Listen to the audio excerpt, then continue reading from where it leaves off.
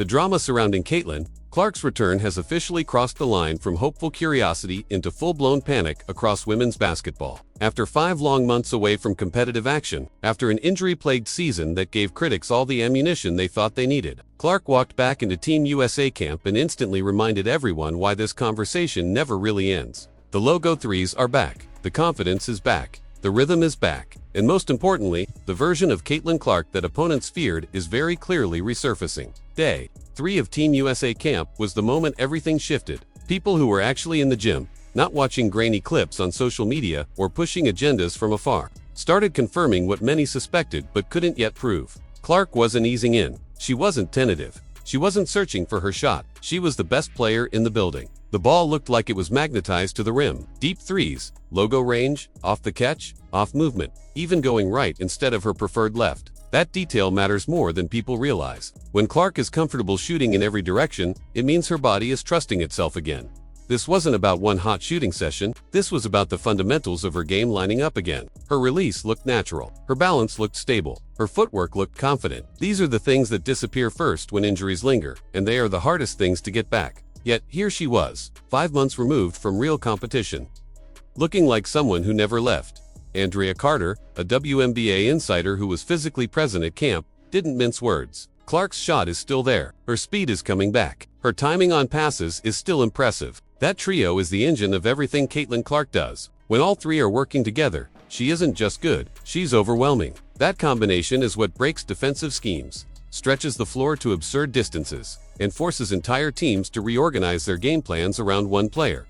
The shooting alone sends shockwaves. Clark's range changes the geometry of the court. Defenders have to pick her up near half court. Help defense gets stretched thinner. Passing lanes open. Teammates get cleaner looks. And when that shot is falling effortlessly, it puts psychological pressure on opponents before the game even starts. Knowing she can pull from anywhere forces mistakes before they happen.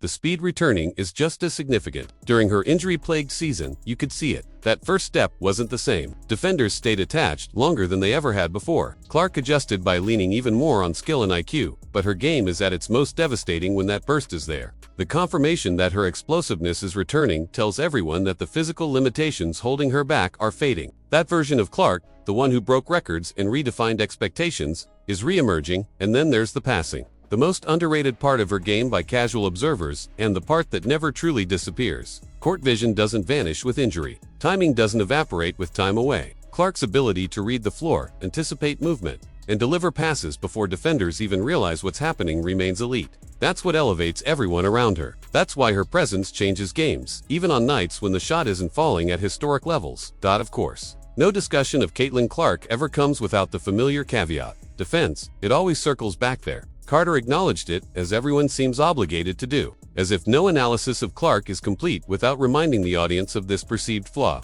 But context matters, and context is consistently ignored. Clark played only 13 games last season. 13, while managing injuries that compounded over time. She didn't have a real offseason to work on defensive fundamentals. She didn't have a full training camp. She didn't have months of uninterrupted conditioning. She was rehabbing, surviving, and trying to stay on the court. Now compare that treatment to how other stars are discussed. Paige Bueckers has dealt with significant injuries, including an ACL tear and a tibial plateau fracture.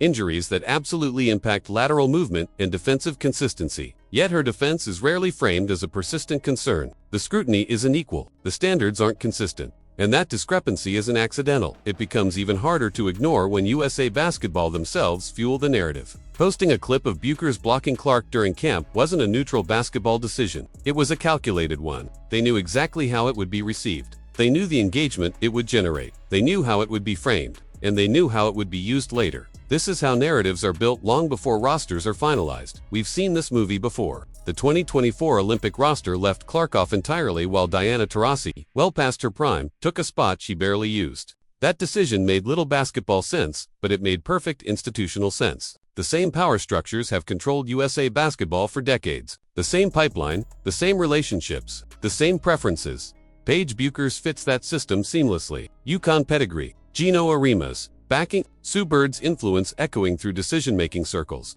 These aren't conspiracies. They're observable realities. Media framing follows those power lines. Clips get posted. Narratives get reinforced. Public perception gets shaped months or years in advance. And yet, no amount of narrative control can erase what Caitlin Clark has already done. She brought unprecedented attention to women's basketball. She sold out arenas. She delivered television ratings the sport hadn't seen in decades. She turned casual fans into invested viewers. She didn't just participate in the growth of the game, she accelerated it. That's why her return to form has people panicking. Rivals who quietly hoped the injuries would permanently diminish her are watching that hope disappear in real time. Fans who built entire arguments around her supposed decline are scrambling. Media figures who framed her dominance as temporary now have to adjust. Because when Clark is healthy, she operates on a level few can match. The next 18 months are going to be critical. The build-up to the 2026 World Cup will reveal everything. Watch who gets featured. Watch who gets framed as the future. Watch how defensive narratives get amplified or ignored. Watch how roster decisions get justified. And ask yourself whether those choices are truly about putting the best team on the floor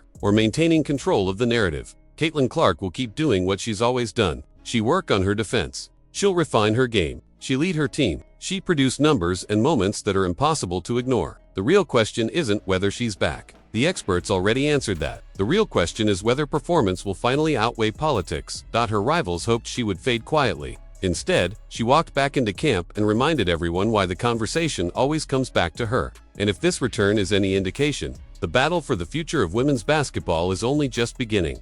Now it's your turn. Do you think Caitlin Clark will finally be impossible to deny when the next major international rosters are set, or will the same power structures prevail again? Drop your thoughts in the comments, because this debate is far from over. And if you want deep, honest breakdowns of what's really happening behind the scenes in women's basketball, make sure to like this video, subscribe to the channel, and stay locked in. This story is just getting started.